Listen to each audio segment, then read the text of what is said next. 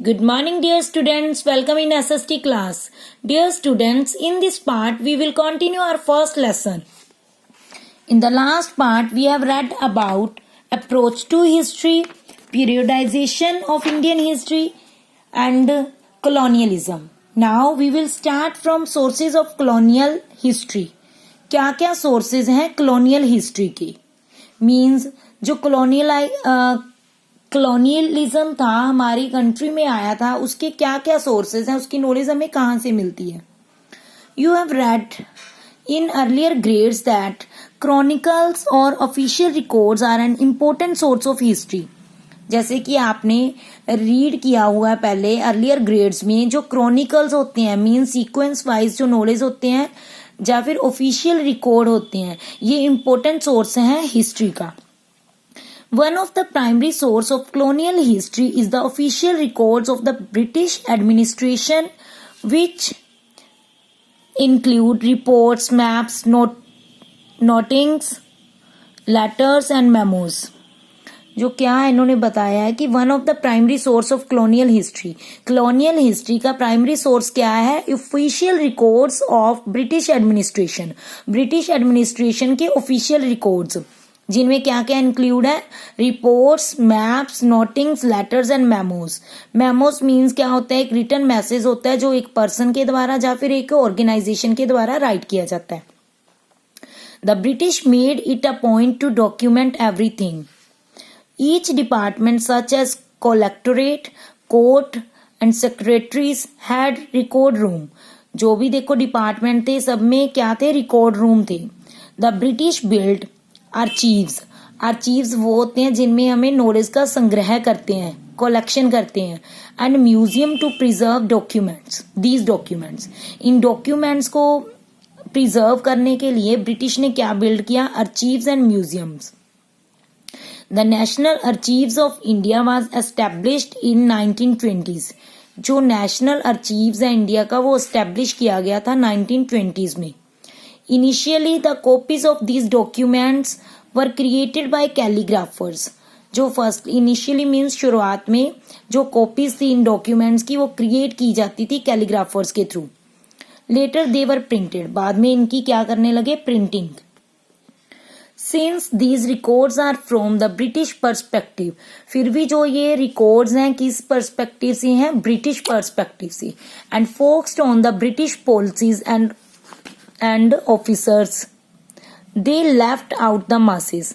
फिर भी ये किसको फॉलो करते हैं, किसके ऊपर फोकस करते हैं? ब्रिटिश पॉलिसीज के ऊपर एंड ब्रिटिश ऑफिसर्स के ऊपर. They left out the masses. Masses means होती है जनता, आम लोग. इनको क्या करते हैं? ये लीव कर देते हैं. And their deplorable conditions and experiences. Deplorable means दुखद कंडीशंस उनकी एंड एक्सपीरियंसेस को लेफ्ट कर देते हैं, लीव कर देते हैं ये. To find out about the conditions. Conditions के बारे में फाइंड आउट करने के लिए ऑफ पीपल, लोगों की, हिस्टोरियंस रेफर टू ट्रैवलोग. लोगों की कंडीशन के बारे में जानने के लिए हिस्टोरियंस रेफर करते हैं ट्रैवलोग्स. ट्रैवलोग्स क्या होते हैं? जो लोग ट्रैवल करते हैं, ट्रैवल के दौरान कुछ लिखते हैं, कुछ राइट करते हैं बुक, तो उसे क्या कहते हैं हम? Travelogue. Autobiographies, poems and novels written during the colonial period. तो हिस्टोरियन रेफर करते हैं कि अगर आम लोगों की जानकारी लेनी है तो ऑटोबायोग्राफीज को, ट्रैवलॉग्स को, पोइम्स को एंड नॉवेल्स को जो कि कॉलोनियल पीरियड में लिखे गए. Sarves and British. सर्वे किया ब्रिटिश ने. क्या क्या सर्वे किया अब रीड करेंगे हम.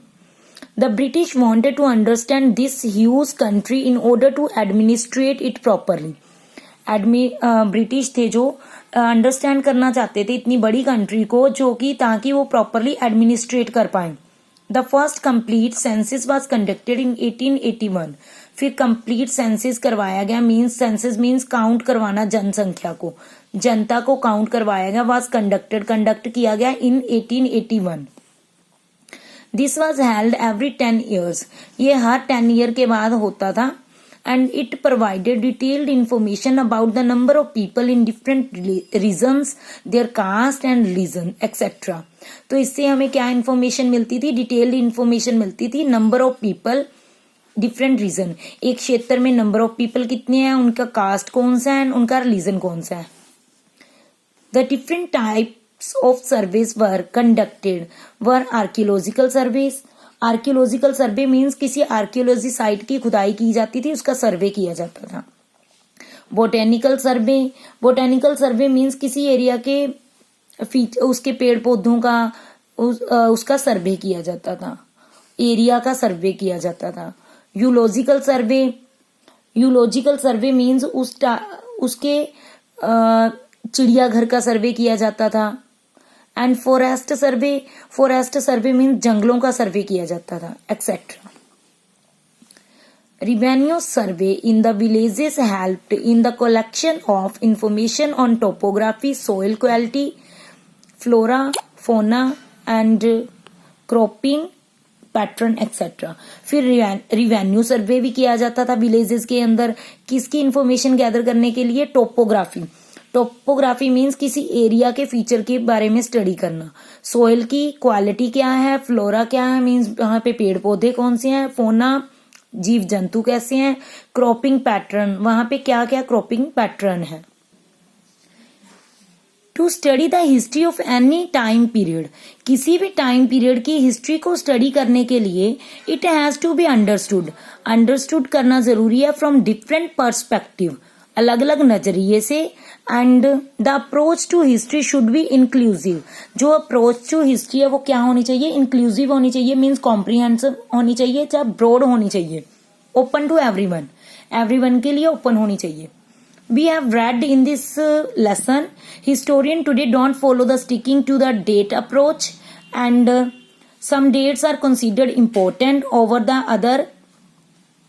And James Mill has written a book, The History of British India, and in which he divided history into Muslim, British, and Hindu, and the colonialism and survey of British etc. I hope students आपको ये properly समझ में आ गया होगा. Thank you and have a nice day.